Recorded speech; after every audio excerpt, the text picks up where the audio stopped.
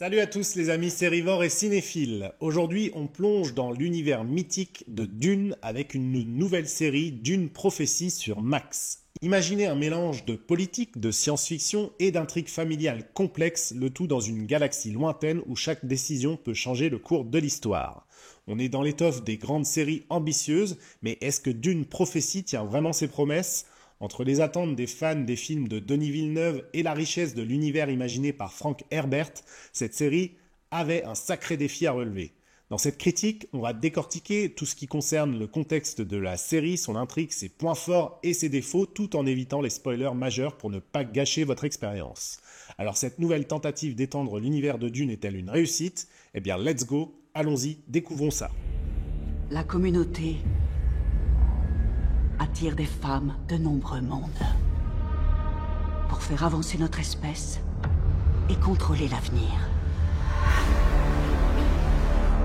L'Imperium est fragile. Les grandes maisons se disputent le pouvoir.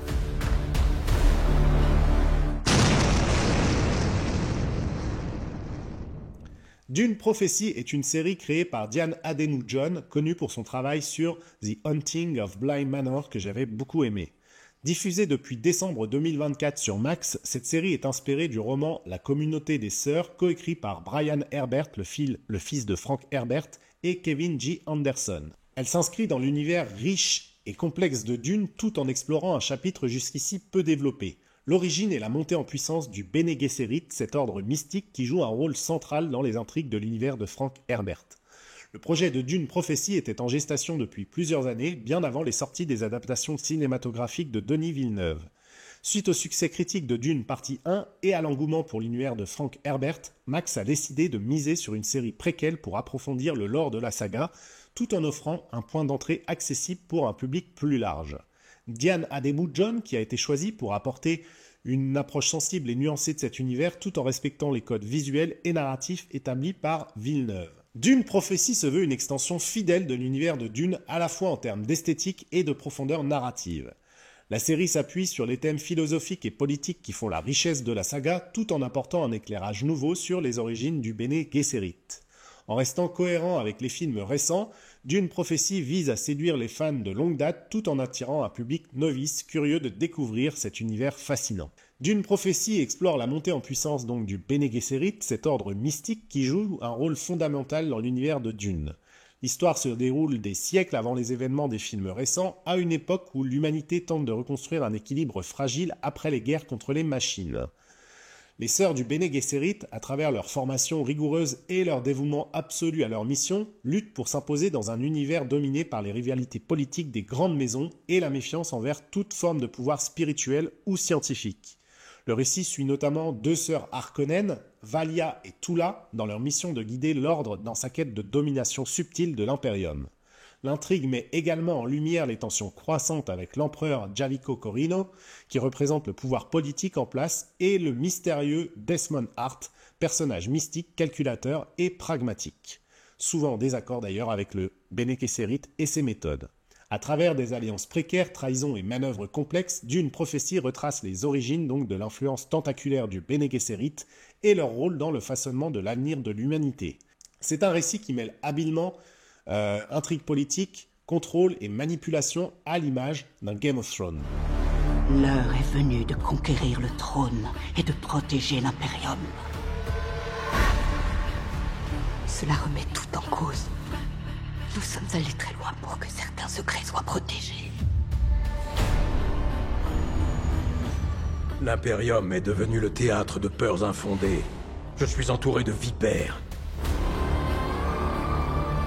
Si je devais perdre le contrôle d'Arrakis, les grandes maisons me jetteraient en pâture au vert des sables.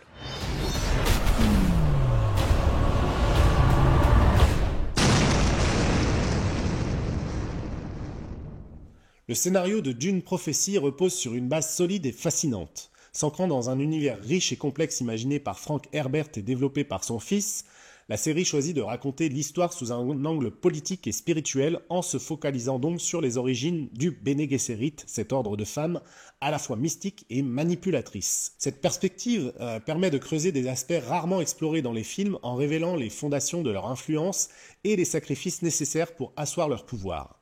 La narration alterne entre complot politique, confrontation philosophique et enjeux personnels, le tout tissé dans une structure narrative dense. La montée en puissance du Bene Gesserit est racontée à travers des intrigues géopolitiques où chaque mot, chaque geste est une pièce dans un jeu d'échecs complexe. Les manœuvres des sœurs Valia et Tula Harkonnen, prêtes à tout pour guider leur ordre vers une domination subtile de l'Imperium, s'entrelacent avec les luttes de pouvoir de l'empereur Jassico Corino et les résistances des factions adverses, notamment les fameux rebelles. Cependant, ce niveau de complexité peut parfois être un frein, je pense. Le scénario ne fait pas toujours de concessions pour rendre l'intrigue accessible à tous, et ça, c'est vraiment un problème de l'univers de Dune pour ceux qui n'en sont pas familiers. Certains passages, notamment les longs dialogues philosophiques ou les scènes d'exposition sur les tensions entre les grandes maisons, peuvent sembler verbeux et ralentir un peu le rythme.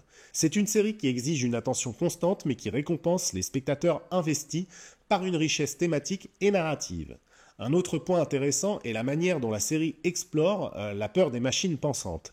Après les guerres butlériennes, qui a conduit à l'interdiction des intelligences artificielles, Dune Prophétie utilise ce traumatisme collectif pour interroger les enjeux modernes et réels, comme la montée de l'IA et ses implications sur notre humanité.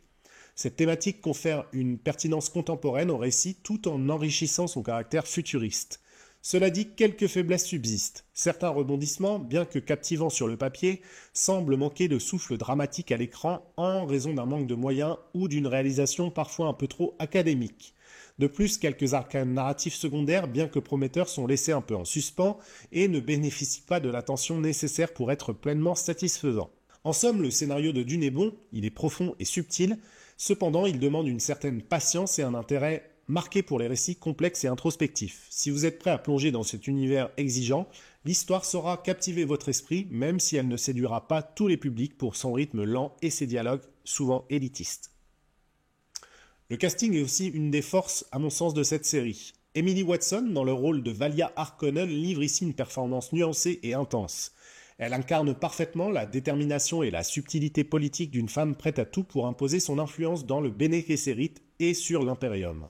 Sa sœur Tula, interprétée par Olivia Williams, offre un contrepoint plus réservé mais tout aussi captivant, renforçant la dynamique familiale au centre du récit.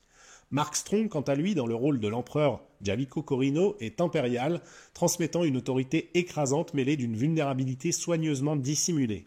Travis Fimmel, enfin, dans le rôle de Desmond Hart, surprend dans sa retenue et sa profondeur. Il joue un personnage à la fois énigmatique et pragmatique, un atout pour les tensions grandissantes entre le Bene Gesserit et la cour impériale.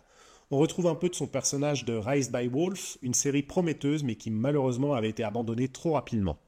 Enfin, les jeunes versions de Valia et Tula, interprétées par Jessica Barden et Emma Canning, apportent des flashbacks bien intégrés, enrichissant la compréhension des motivations des personnages adultes. Visuellement, Dune Prophétie s'efforce de rester cohérent avec l'esthétique des films de Denis Villeneuve tout en adoptant un style plus intime. Les vastes paysages désertiques et les palais somptueux de l'Imperium sont impressionnants, bien que parfois un peu limités par le budget, j'imagine. La mise en scène privilégie les échanges tendus et les dialogues complexes, ce qui renforce l'aspect politique du récit. Cependant, les effets spéciaux montrent parfois un peu leurs limites, notamment lors des scènes impliquant les machines au début de la série, dans les grandes batailles. Cela n'entame pas gravement l'immersion, mais la série aurait gagné à investir davantage dans ces aspects pour égaler la qualité visuelle des films. Cependant, si je résume, c'est efficace et correct, et ça atteint évidemment absolument pas l'œuvre de Denis Villeneuve, mais en même temps ça reste une série, et c'est donc déjà très bien ainsi. Perso, j'en demandais pas plus, et c'était vraiment très bien. La bande-son de Dune Prophétie est signée par un compositeur qui s'inspire fortement du travail de Hans Zimmer dans les films. Les compositions soutiennent efficacement les moments de tension et les séquences introspectives, bien que les thèmes musicaux ne soient pas aussi mémorables que ceux des films, évidemment. Les effets sonores, quant à eux, notamment les bruits des machines ou les murmures mystiques du Bene Gesserit, ajoutent une dimension immersive au récit qui fonctionne. La série aborde avec intelligence des thèmes profonds comme ceux de la manipulation, le contrôle des masses ou encore les dangers de l'ambition démesurée.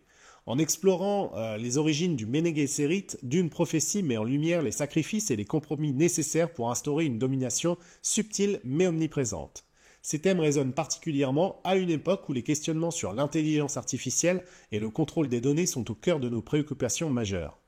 On ne peut s'empêcher de comparer Dune aussi à Game of Thrones, évidemment, pour son approche des intrigues politiques et familiales. Cependant, là où Game of Thrones brillait par sa capacité à jongler entre de nombreux personnages et arcs narratifs, Dune Prophétie reste plus focalisée sur les thèmes principaux. La série s'inscrit également dans la continuité des films de Denis Villeneuve, offrant une plongée plus détaillée dans l'univers bien que moins spectaculaire visuellement.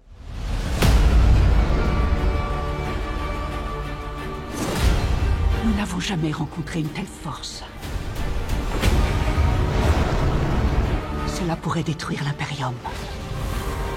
Nous devons agir. Je vois la corruption dans votre cœur. Tout comme je vois le sang dans chacun de vos pas.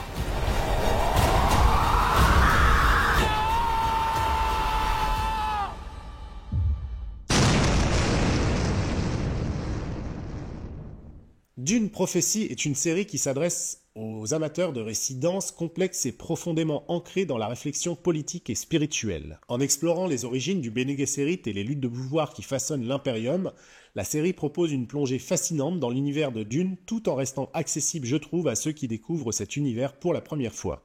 Cependant, c'est aussi une œuvre exigeante. Son rythme lent, ses dialogues parfois un peu hermétiques et une mise en scène modeste peuvent dérouter les spectateurs habitués à des séries plus spectaculaires ou dynamiques. Malgré cela, le jeu des acteurs, notamment Emily Watson et Travis Fimmel, et la richesse des thématiques abordées compensent largement ses faiblesses. Si vous êtes fan de Dune ou des intrigues politiques façon Game of Thrones, cette série mérite votre attention, mais si vous cherchez une expérience plus légère ou centrée sur l'action, elle pourrait ne pas vous convenir. Et vous, qu'est-ce que vous avez pensé de Dune Prophétie ? Est-ce que ça a répondu à vos attentes? Dites-le moi en commentaire et n'oubliez pas de liker, partager et de vous abonner pour ne rien rater des prochaines critiques.